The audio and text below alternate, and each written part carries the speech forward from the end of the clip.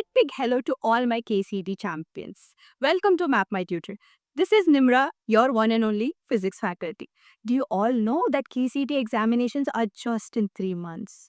Hence, it is very important that you all start working really hard.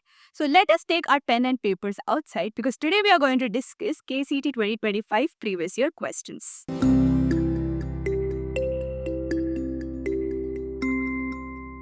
First question. Which of the following graphs represent the variation of magnetic fields D with perpendicular distance R from an infinitely long straight conductor? It's a direct question from your NCERT.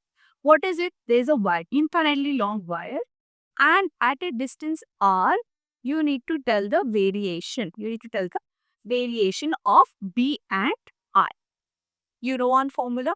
That is B equal to mu naught I by 2 pi r. Now we know 2 pi is constant, mu naught is constant, I is constant. So, what is the relation? B is inversely proportional to 1 by I. Now, which option is correct among these? We have option A, option B, option C, option D. Inverse relation is shown by option B, hence option B is the correct answer. If we consider an electron and a photon of same de Broglie wavelength, then they will have same. So they are talking about de Broglie wavelength. What is the formula which we learned? De Broglie wavelength lambda equal to h by p.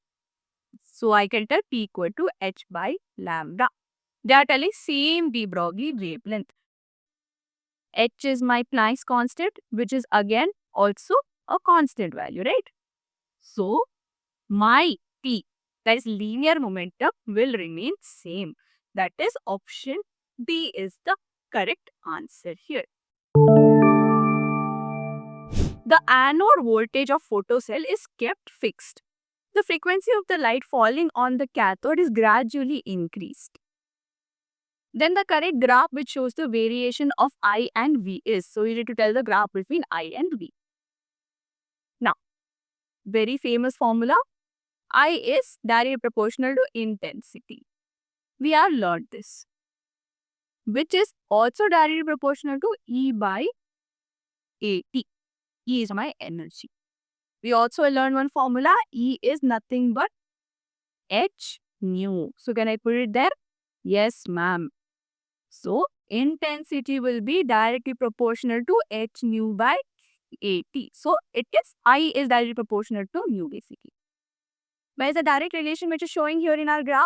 This is not a direct relation. So, option D is correct answer.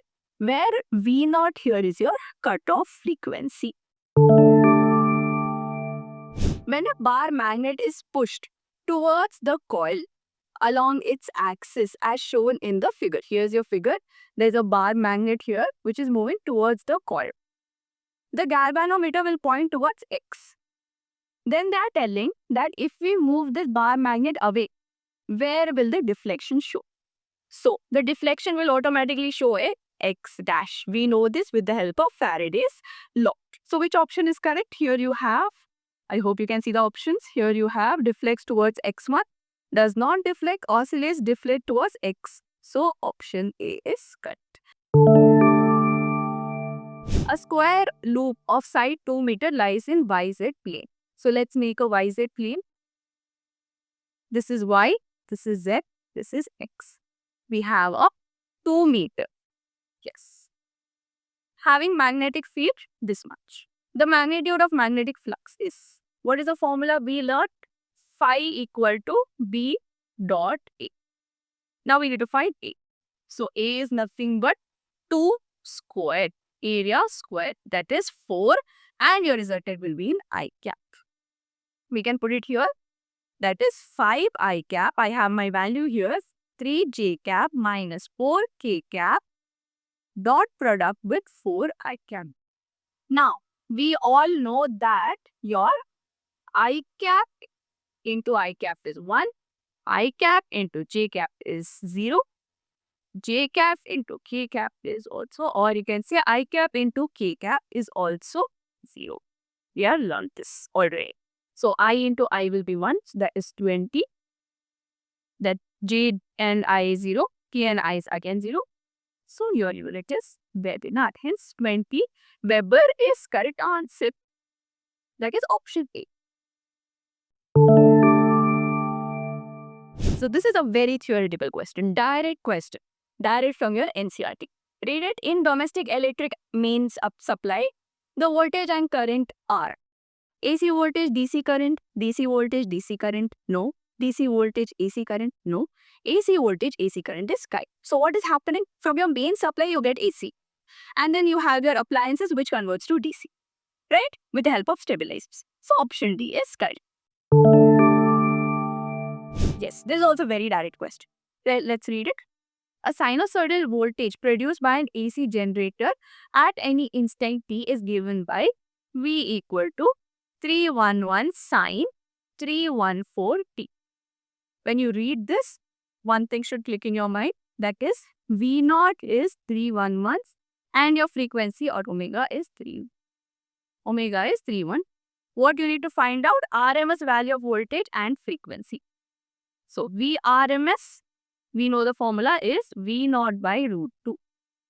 So you will put 311 by root 2. Now you should do these calculations by yourself in your notebook. It will come out to be 220 volts. Similarly, I'll do frequency.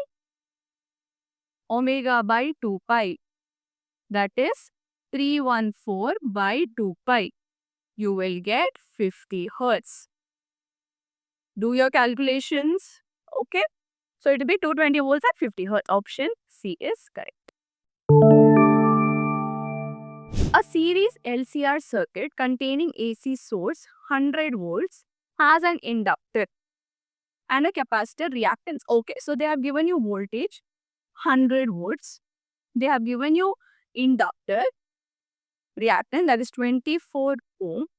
And then they have given you capacitor also, that is 16 ohm.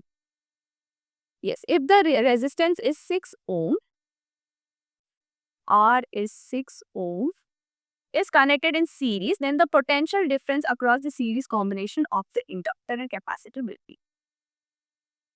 Now, we need to find out V here. Okay, but to go till V, you need to have Z, you need to have I. So that is what we are doing.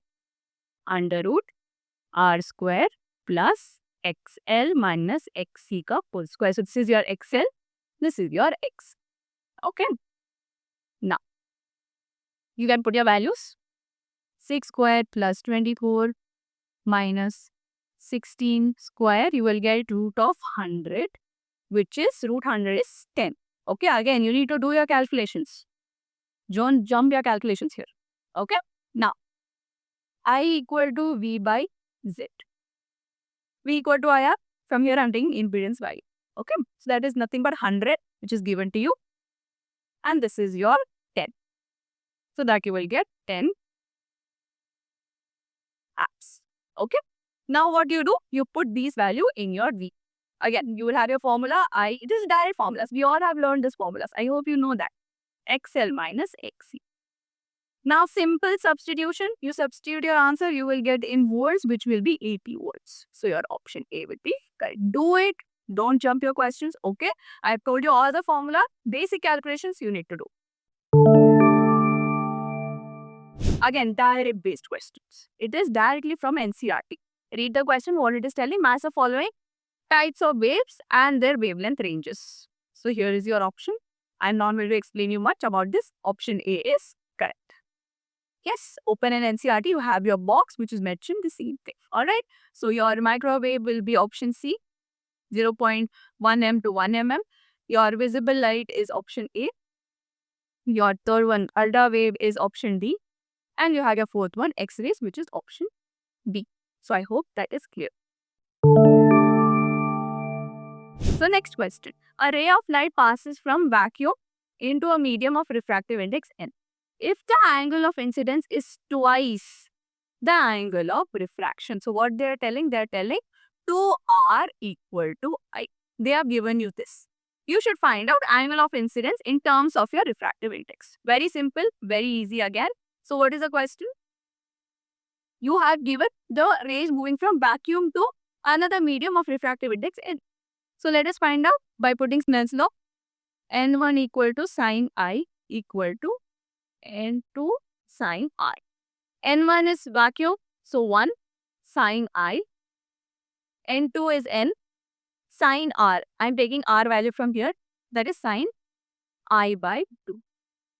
Now what I will do, I will use my simple trigonometric ratio identities, which you will be familiar by now. So that is sine I by 2 cos I by 2. Solve from here, you will get your value of N. Yes, which will come out to be cos inverse of N by 2. Yes, you can directly do that. It's very simple, basic math. Okay? Yes. Here is the next question, that's the 11th question, which tells a convex lens has power P.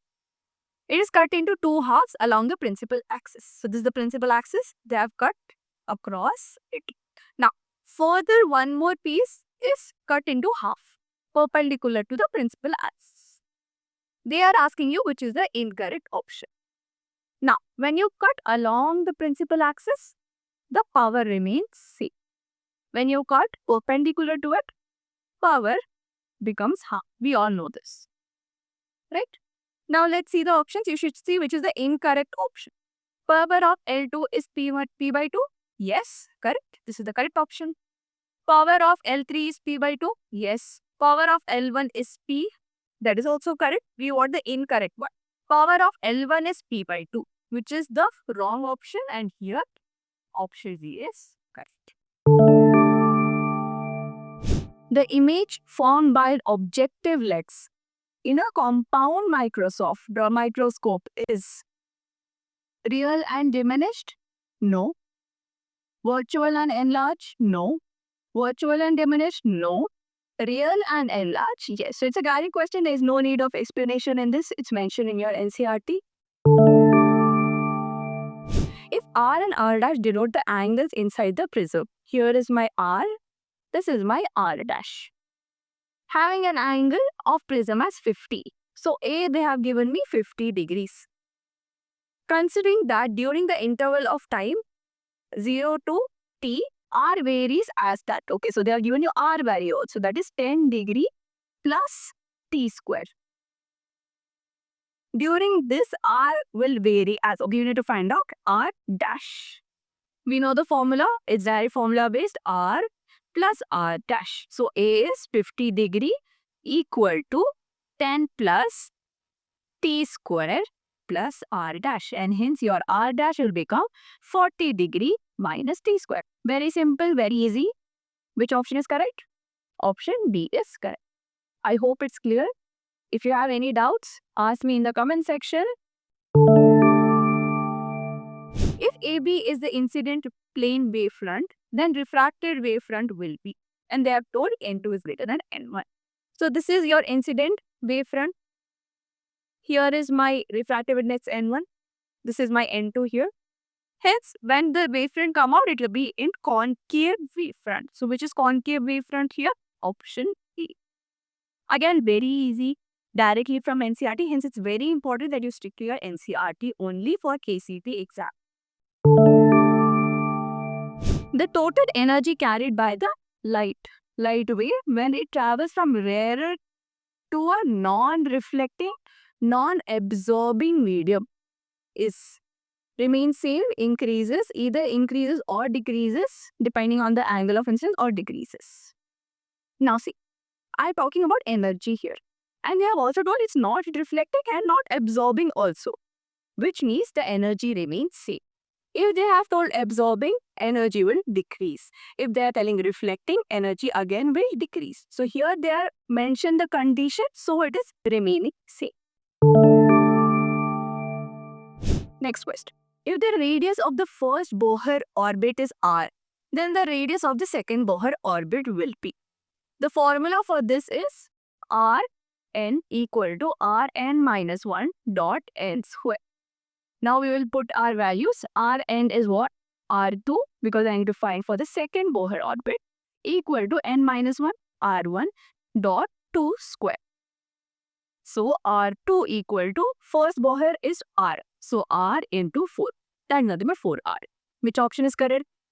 Option B is correct. Theoretical question. Match the following types of nuclei with their examples. You have given isotope, isobar, isotopes. So A is 3. Isobar will be lithium and beryllium. Isotones is oxygen and F. So which option is correct? Option D is the correct answer. Not much explanation needed. It's directly from NCERT. Which of the following statements is incorrect with reference to nuclear forces? Now, there's very limited concept that is mentioned in your NCERT about nuclear forces. So whenever questions come on nuclear forces, it will be revolving in the same concept. So you should be very careful with it. See, the options are: nuclear force becomes attractive for the nucleon distances larger than 0.8 femtometer. Yes, very correct. It becomes repulsive if it is less than 0.8 femtometer. Definitely. It's always attractive. Is it always attractive? No, it's not always attractive. It becomes attractive only if the distances are larger than 0.8, or else it's repulsive. So option C is the wrong answer. Just correct here. Potential energy is minimum if the separation between them is yes. So option D is also correct. This question actually requires no explanation. It's direct your values. The range of electrical conductivity and resistivity for metals is. Now for any conductor for that matter, your resistivity will be low and your conductivity is high, and metal is a conductor. So with this concept, you need to try to remember the range. Now, it's not important that you remember exact values. You need to remember the range. That's how you remember the concept in KCET examination. Now see, here your conductivity is very low as compared to resistivity. So it's not correct. Same here also. Same here also. But you see option D. The conductivity is larger as compared to your resistivity. And hence option D is correct. So this is how you play with your options and work with elimination method.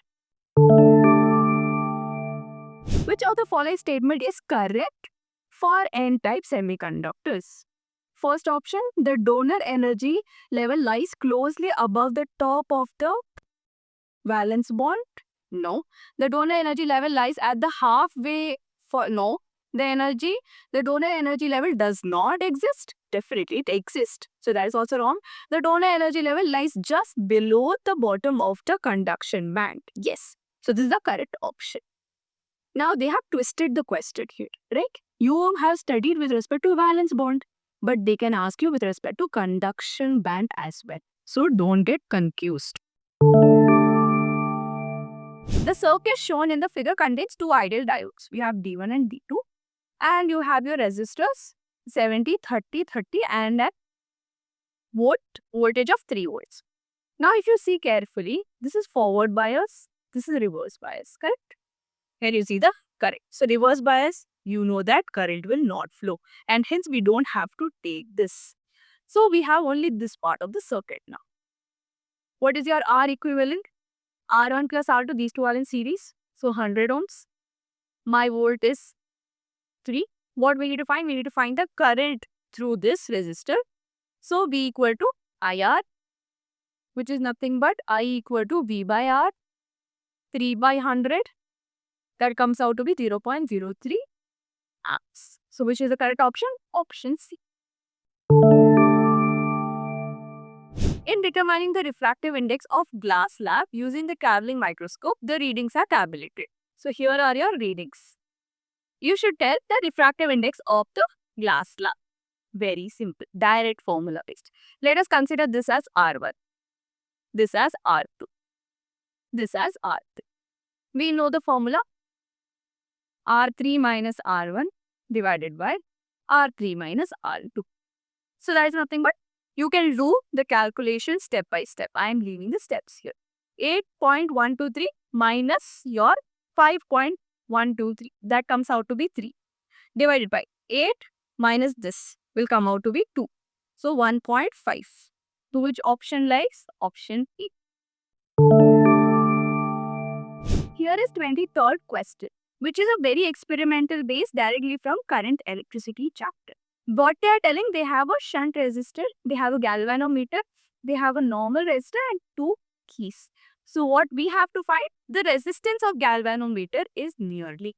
Now a very easy trick to do such questions is, we know the formula RS is divided by R minus S. Now here your answer, always remember, your answer will be close to your shunt resistor. So what is your shunt resistance here? What is the value of shunt resistance that is given? 90. Now come to your options. 45, 103, 91, 116. So your correct option comes out to be option C. So it's a very simple question. In a very small trick, smart way, you can solve it. Now this question is important. Let's see why. They have given you unit by determining the coefficient of viscosity. They have given you the distance. They have given you radius. And they have given you time intervals. And you need to find out coefficient of viscosity. Yes. So first what you will do, learn this, learn the method. Same questions will be asked always in every year. Now, take average of time. When you take average of this, you will get as 2.7 seconds. Okay. Now, coefficient of viscosity we can find out with the help of Stokes' law. In order to do that, we need terminal velocity, which is not given to us. So how will you find terminal velocity? Distance by time. Here distance is h by your time, the average time which we found out. So it will be 0.9 upon 2.7, which will come out to be 1 by 3 meter per second.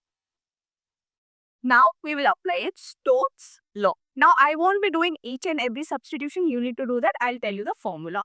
So what is Stokes' law?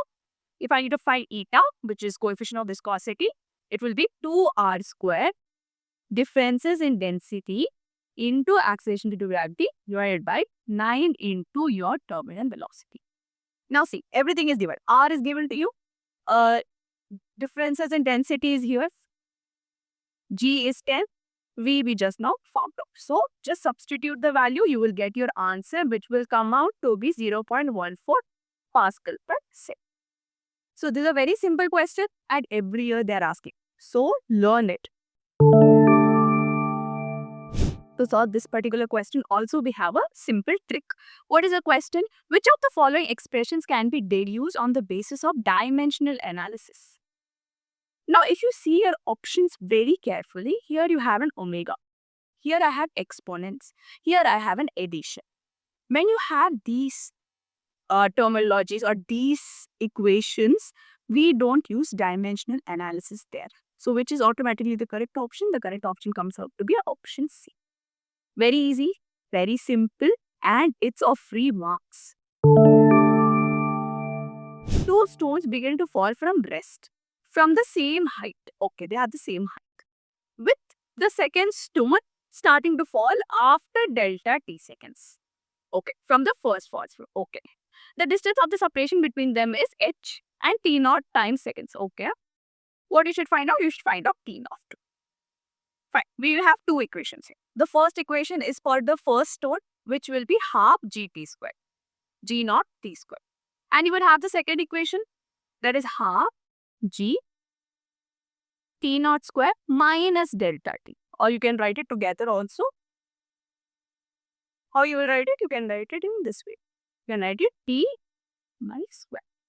Now you need to find out the separation. So when you have to find out the separation, you will just simply subtract it.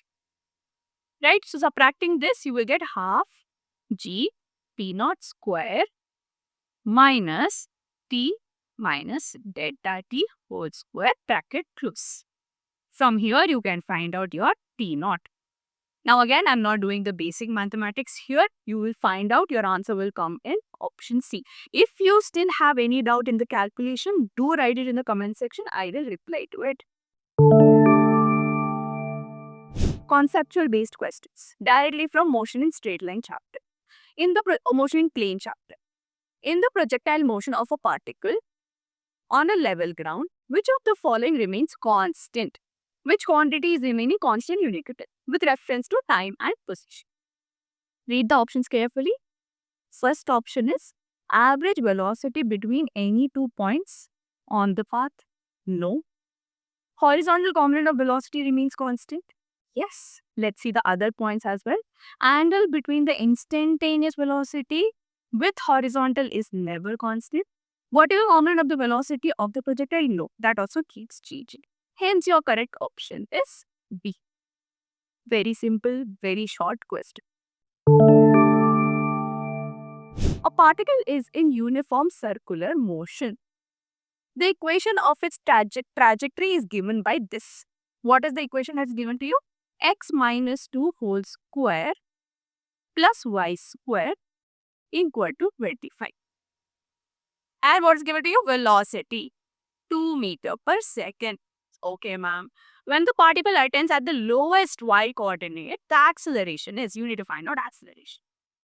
Now, we can find out r from here because I know a is equals to b squared by r. B is given to me, r is not given to me. R I find out from here. That will be, r will be under root 25, which is 5. Putting in this, 2 to 4, 5. 4 divided by 5 comes out nearly to be 0.8 in y coordinate. So what is the answer? Option C, ma'am. Done. Easy question. Just by a formula, you got it. So you need to be very good with your basic mathematics. You need to know how to take r from here. That's how you get it. A word now, when you see such kind of questions, don't get scared. Try to simplify whatever block diagrams are given to you. And then you match with your answer. That's the trick to do these such kind of questions. Let's read it. They are giving you a block of mass capital on a rough load here. Another wooden block is there of the same mass hanging from the point O. What we need to do? We need to achieve equilibrium. The coefficient of static friction between the block and the fluid is, you need to find out the static friction such that these two are in equilibrium. That's the whole point. Now, we have a static friction that is mu L, right? And then look carefully. This is T, let's take. I am resolving my components, so it will be T cos theta and above will be T sin theta. Again, on this block, there is a gravity that is acting downwards, M, G, and that's it. Our problem is solved. If you can come in here, done. We are done, almost done with the question.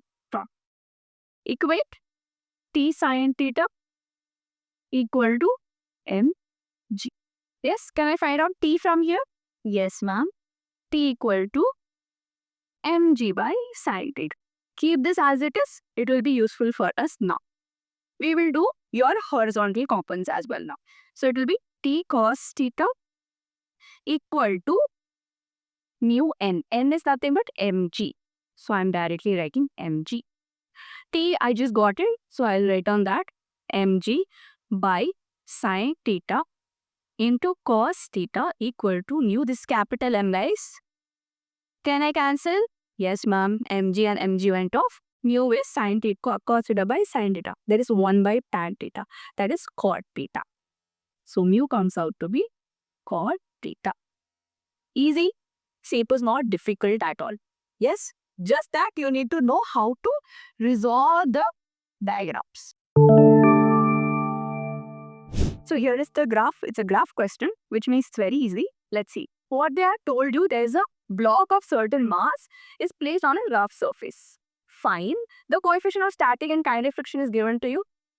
They are telling there is a horizontal force that is applied of 20 Newton. Okay. It's on that the velocity. Okay. Such that velocity varies as such given in your graph. You need to find out mass. Now velocity time is given to me.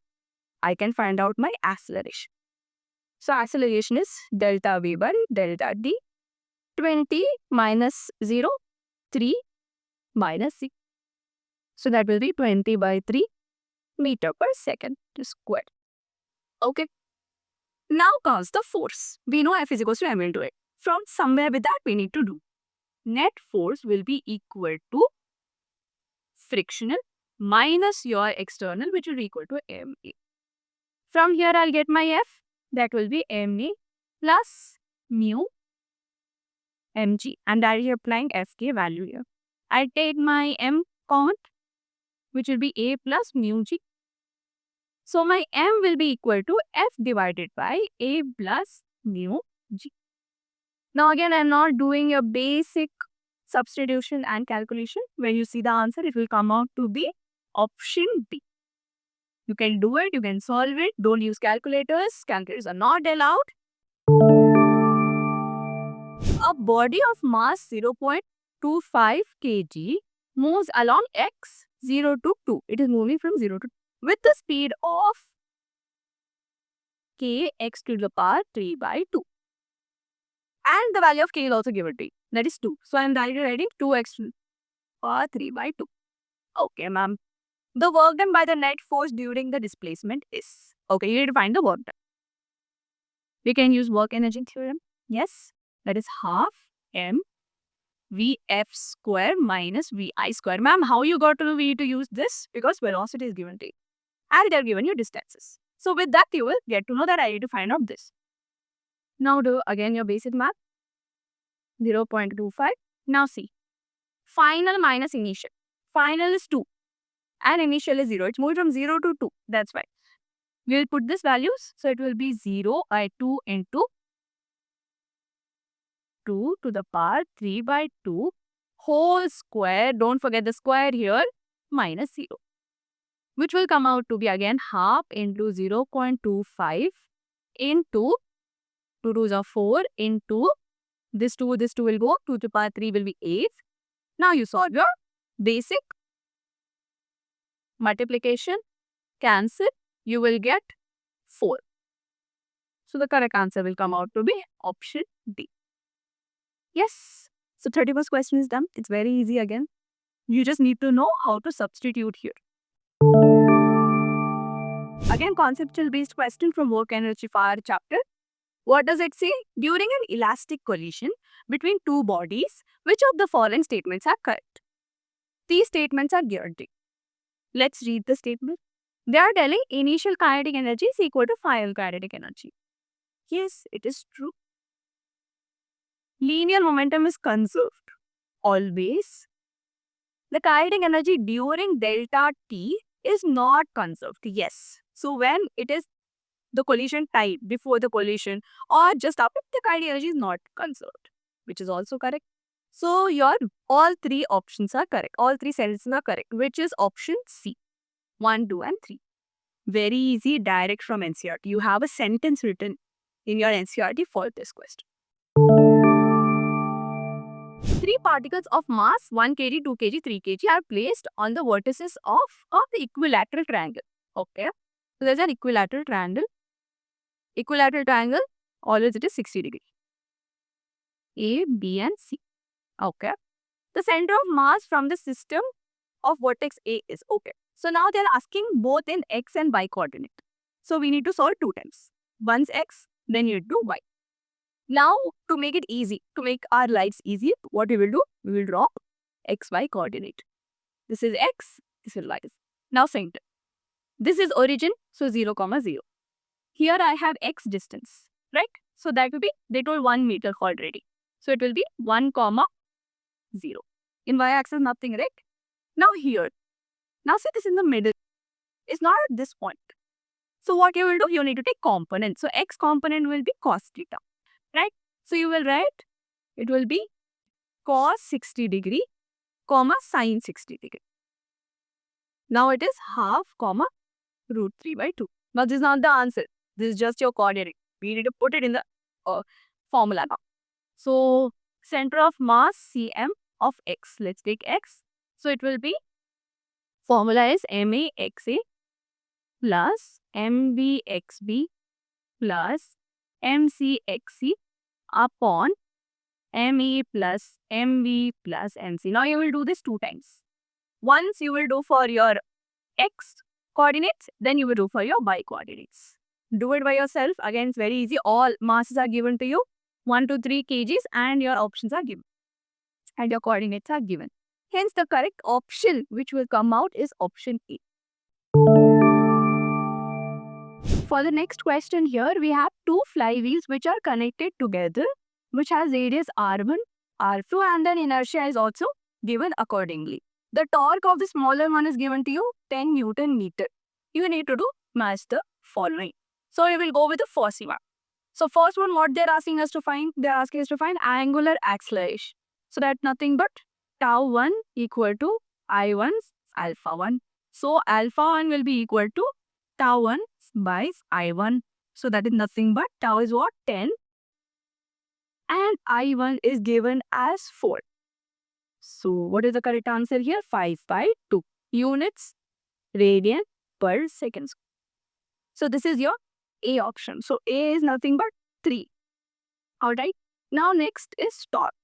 But before doing this, we will do angular acceleration, that is a C. So see how I will calculate. I don't have torque. I need to find out torque. So what we will do? I will do as R1 alpha 1 equal to R2 alpha 2. We'll use this formula. I need to find out alpha 2, which is nothing but R1 alpha 1 divided by R2. Which is, see, this is in centimeters. We need to convert it to meters. Don't forget. So R1 is given by 0.2 into 2.5 upon 0.3. So the answer here comes out to be 5 by 3. Yes? Yeah, 5 by 3 radian per second. You can solve it. Now, option B we are doing. So option B is you need to find out torque on the larger way. Again, same formula. Tau 2 equal to I2 alpha 2. So my alpha 2 is nothing but tau 2 by I2. Which is my... one second. We need to find out torque, right? Why we did this? We don't want to do this. You can directly substitute that. Yes. So it will be 20, right? Yes. 20 into 5 by 3. 100 by 3 Newton.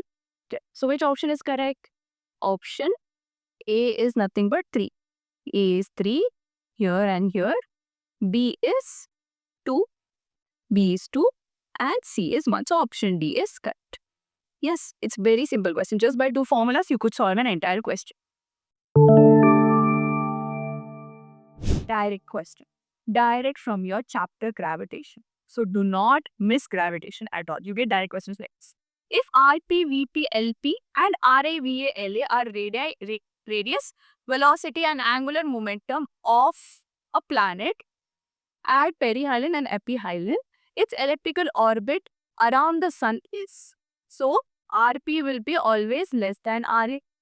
Radius of perihelion is always less than radius of epihelyon. Velocity is more because radius is less. Right? Velocity of perihelion will be more than VA. Then your linear momentum is C. Hence option B is correct. Very easy, very sweet, simple question.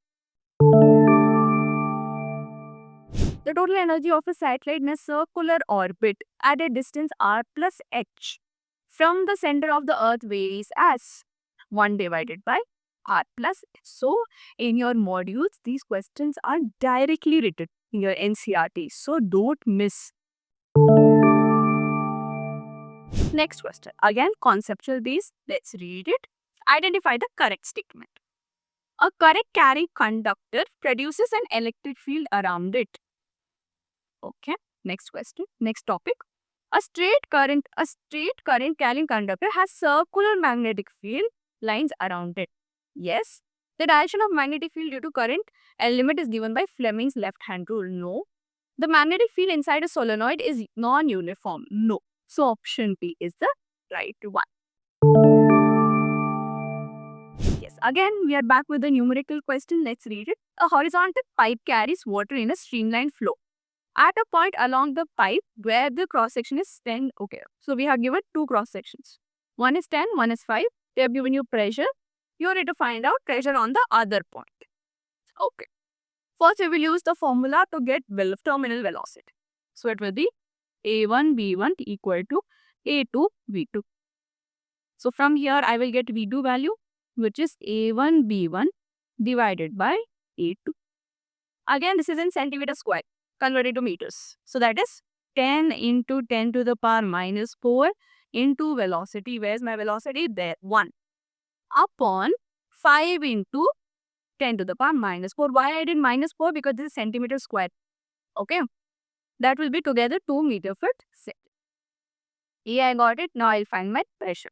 For pressure, we have our very universal equation P1 equal E plus half rho V1 square equal to P2 plus half rho V2 square. The densities are already given to you. You just need to find out P2 from here, which will be P1 plus half rho V1 square minus half rho V2 square. So total answer will come out to be 500 Pascal. Do your math, don't skip it. Alright. So correct option is option C. 3 metal rods of the same material are and identical in all aspects are joined like this. So there's 0 degree here, 0 degree Celsius, 90 degree Celsius, 90 degree Celsius. This is the joining point. The temperature at the ends of these rods are maintained, indicated. Assuming no heat loss occurs through the curved surface of the rod, the temperature at the junction is. There is no heat loss that is happening and you need to find out temperature at this. I hope the formula has already clicked in your mind by now.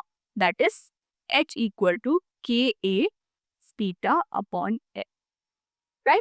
You can write down delta T, you can write down T, you can write down theta. Anything is fine. It's up to your comfort. Okay? H1, we will do Ka theta minus 90 degree upon L. I'm knowing this side. Then I'll do this side and I'll make the equation on this side. H1 equal to Ka theta minus 90 degree again for the second one. And third one will be H3, which will be Ka theta minus 0 divided by L. Now they have told there is no heat loss that is happening, which means H1 plus H2 plus H3 all are 0. Correct? Now, Ka by L, everywhere will get cancelled. So only left will be theta minus 90, theta minus 90, theta minus 0 degree. We will write that theta minus 90 plus theta minus 90 plus theta minus 0. If you guys feel that my calculations are a little bit fast, you can pause it, do the calculation, then see the answer. Okay. Here theta will get added up. 3 theta minus 180 degree equal to 0. Hence theta will be 60 degrees. Yes, so the correct option comes out to be option E. Again, very easy question. A gas is taken from state A to state B along two different paths. Path 1 and path. Alright. The heat absorbed and work done by the system along these two paths are Q1 and Q2. Okay. And W1 and W2. Then, which equation is correct? This is directly from your NCERT, guys. That is option B. At 27 degree temperature, the mean kinetic energy of the atom is given to you, E1. Okay. If the temperature increases K27, then what is the mean kinetic energy? Is the easiest question, guys. What is the formula? 3 by 2 K. Right? So they are given you temperature, two temperature. T1 is what? 27 degrees Celsius. Converted to Kelvin, it will be 300 Kelvin. Very basic, very standard. T2 is nothing but 327 degrees Celsius, which is 600 Kelvin. Now with this relation, can we do? Yes, definitely. So it will be E1 by E2 upon T1 by T2, which is nothing but 300 by 600. So E1 by E2 is nothing but 1 by 2. E1 will be your, or E2 will be 2 E1. We need to find E2, right? So which option is correct? Option C. Easy, simple. You can solve this question in 1 minute, guys. This is a very simple question. It looks very tough. It looks very scary, but trust me, it's not. Let's read it. The variation of kinetic energy and potential energy are given as shown here. Then the value of x naught is. Okay, so you need to find out the value of x naught. That is this. Okay. Now, at x, your value will be, potential energy will be half kx square, very basic. And your kinetic energy will be half k a square minus x square. But at x naught, that is what we need to find, right? At x naught, you see potential energy and kinetic energy are same. So I can write at x naught PE equal to k. Equated, half will get cancelled, k will also go. X square will be equal to a square minus x square. From here, I can take 2x square equal to a square. So x is nothing but a by root 2. Easy, simple, not much to do. Option B is the correct answer. Direct question. We don't even have to do anything in this. Tell me the answer. Now, by now, you should tell me the answer in comment section. The angle between the particle velocity and wave velocity in a transverse wave is option C, pi radian. A metallic sphere of radius r carrying a charge q is kept at a certain distance, okay, from another metal of radius r by 4. Now, what is the electric flux at a point inside the metallic sphere r due to the radius of r by 2? Because of this, what is the flux here they are asking you? But there is no flux, so your option will be 0. Again, very simple, very sweet. Okay, you are given a dipole, minus q plus q is here at a distance 2r. The sphere of radius A has radius r and the sphere of radius B has radius 2r. What I need to find out? Find out the electric flux through sphere A. So this is my sphere A. The charge enclosed is minus q. Flux is given by q by epsilon naught. So minus q by epsilon naught is the correct answer. Option D. Now, what mistakes you will do here? You will take the bigger circle. No, what they have given you, what charge is there, you need to do that. Or you might put 0 also thinking it's a dipole. No. Okay, so keep that in your mind. A potential is given at point A minus 3 volts and BT is also given 5 volts. Charge is also given to you. What else you want? Everything is given now. So W will be equal to QVA minus dV. Put your values. 5 into 10 to the power minus 3 milli minus 3 minus 5. So your answer will come out to be 0.04 minus 0.04 joules. Correct option is option A. Direct graph from your NCERT. What is the question? Charges are uniformly spread on the surface of a conducting sphere. Okay, the electric field from the center of the sphere to a point outside the sphere varies with the distance I from the center as. It's given here in NCERT. Option A is the correct answer. There's not much explanation required here. Match column 1 and column 2. What they have given? Okay, they have given you degrees and they have given you P. Okay, how you will do? Formula U equal to minus of P dot E minus PE cos theta. Now life is very simple. Put your degrees, get the answer. So A will be 180 degree. So U equal to minus PE cos 180 degree. Cos 180 degrees minus 1. So total answer will be BE. For B, U is minus PE cos 120 degree, which is half. So you will get minus half. So you will get PE by 2. C option is cos 90. Cos 90 is 0. So option 4. So your correct answer will be A is 2, B is 3, C is 4. Option D is correct answer. Very easy. Got it? Read the question. Which of the following statement is not true? Work done to move a charge on an equipotential surface is not 0. Do you guys really think that is correct? No. work done in an equipotential surface is always zero. Let's see other options also. Equipotential surfaces are the surfaces where the potential is constant. It is correct. Equipotential surfaces for a uniform electric field are parallel and equidistant. Yes. Electric field is always perpendicular to the equipotential surface. Yes. So only option A is wrong. But here that's the answer. Half of the syllabus is, I think, just conceptual based. Just read your NCERT, you will get it. Which of the following is correct statement? Gauss law is true for any open surface? No, it's for closed surface. Gauss law is not applicable when the charge are not symmetrical distributed over a closed surface? No. Gauss law does not hold good for a charge situated outside the Gaussian surface? Okay.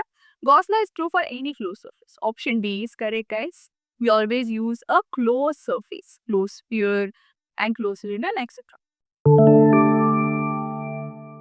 In the following circuit, the terminal velocity is. So what is given to you? Okay. EMF is given to you. That is E is given to you. 2 volts. R is given to you. Internal resistance 0.1. Capital R is also given 3.9.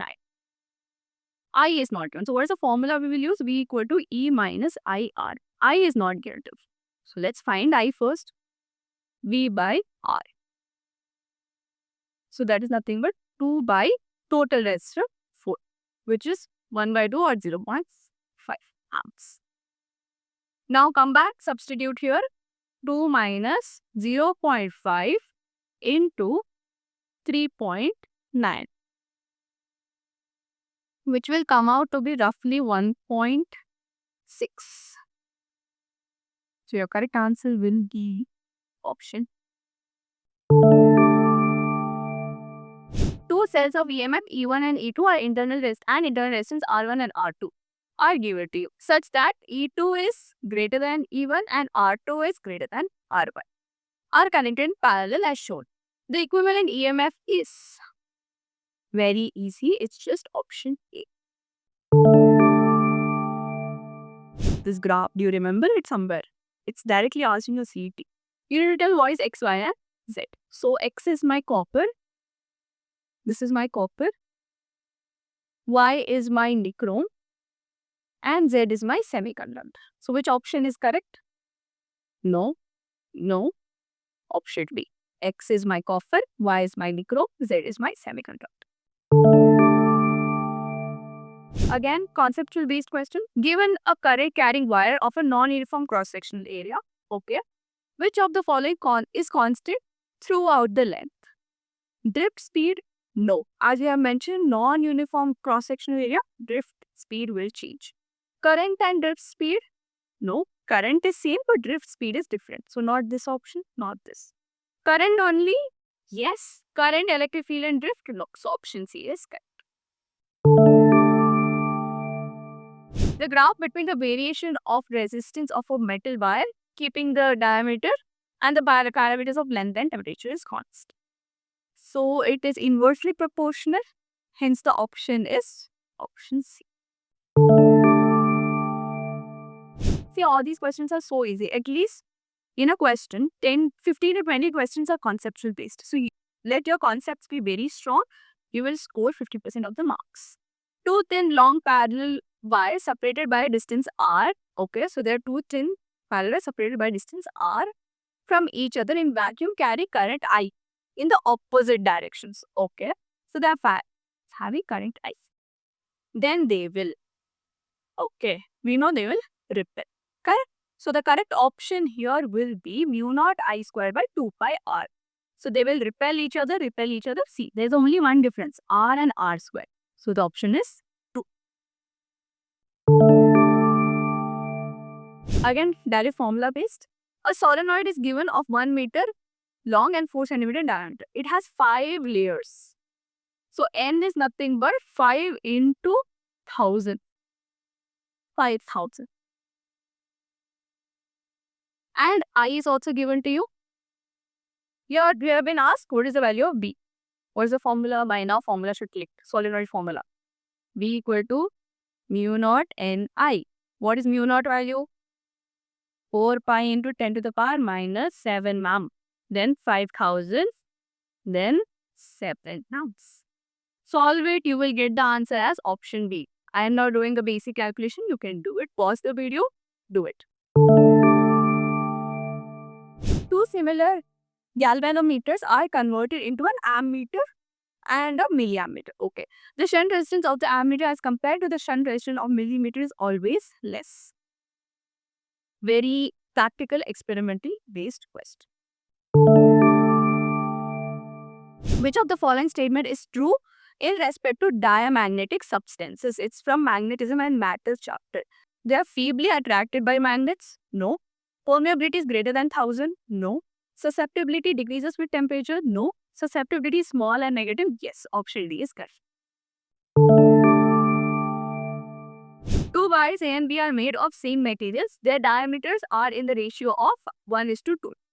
Okay, so diameter is given to you. That is dA is to dV is what? 1:2. From here I can find my area. That will be 1:4. Length is also given to you. 1:3. If they are stretched by the same force, then increase in the length ratio will be. They are asking you delta LA by delta LB. How will I do it? I know gamma equal to stress by strain. I know this. Stress is what? Force by area. Strain is what? Delta L by L. I'll take delta L this side. So it will be FL by E. Now we will just equate F and your gamma will remain constant as the same wire and same force. So the LA by LB equal to AA by EB. LA is to LB is 1/3. This will be 4/3. So it is 4:3. See, so simple. Option D is correct. So that's it with your all 60 questions. I hope it was really clear. If you had any doubt, ask in the comment section. And thank you so much. Have a nice day. See you in next video.